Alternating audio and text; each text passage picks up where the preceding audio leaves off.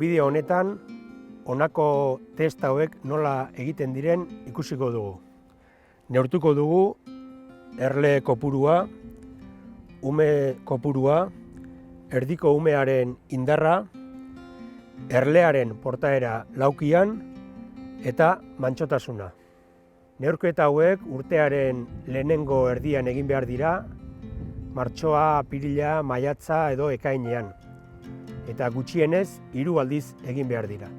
Beti bezala, hasiko dugu proba, data behar bezala idatziaz, eta test bakoitzari dagokion zenbakia azpian ezarriaz.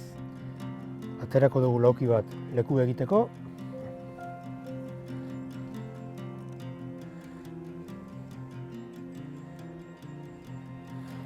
Bilatuko dugu lehenengo laukia ume etxiarekin eta kanpoan utziko dugu.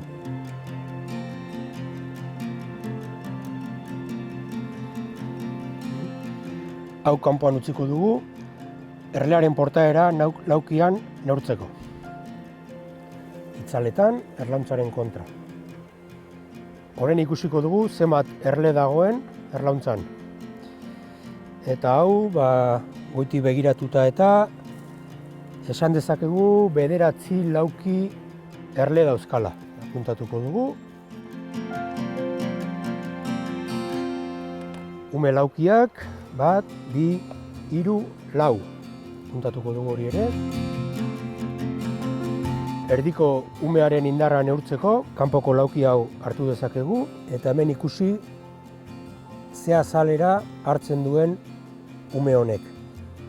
125 baino gutxiago, balioa da 1. 125 eta 150 artean, 2. 175 baino gutxiago baldin badauka umea, 3. Eta umea 175ean baino gehiagoan baldin badauka, 4. Kasu honetan, egurretik egurrera, 175 baino gehiago, 4 apuntatuko du.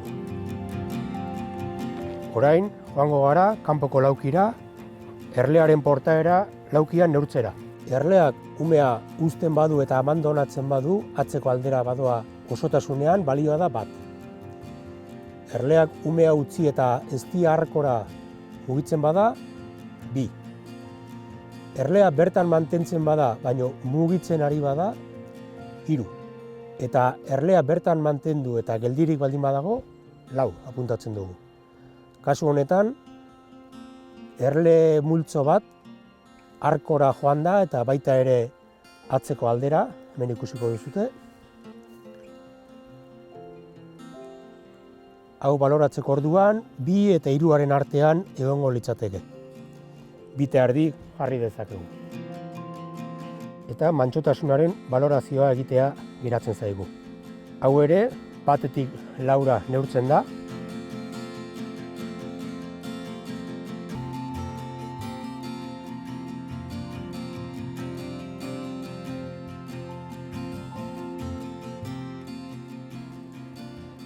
Bata ematen diogu erle oso agresiboari, denbora guztian gure gainean dagoenari, beti ziztatzen dagoenari.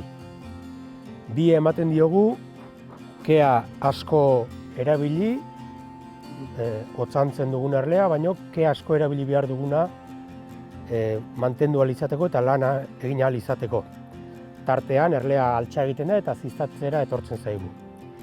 3 balioa izango litzateke, ke pixka batekin, erlea oso erraz dominatu dezakegu, eta 4, apenas keri gabe eta erlea ez da gure gana hurbildu ere egiten.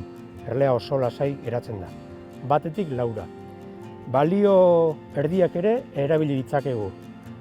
1,5, 2,5 eta 3,5. Mantsotasunaren kasuan, ezaugarri nahiko subjektiboa denez, konparaketa interesatzen zaigu. Orduan begiratu behar dugu, erle baten balioa, baino ondoko erlearenarekin alderatuta.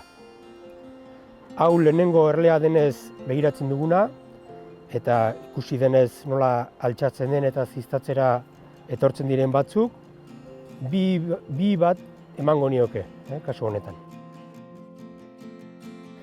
Erle hau ere baloratu dugu, eta ikusi dugu Mantsotasun aldetik ondokoa baino mantsoagoa dela, agresibitate gutxiago dauka, beraz, balorazioa ere horrela egingo dugu. Hau, 2 bat dela jarri dugu, eta hau, ke gutxiago erabilita ikusten da erlea ez dela hegatzen eta ez du ziztatzen, 3 bat jarriko diogu.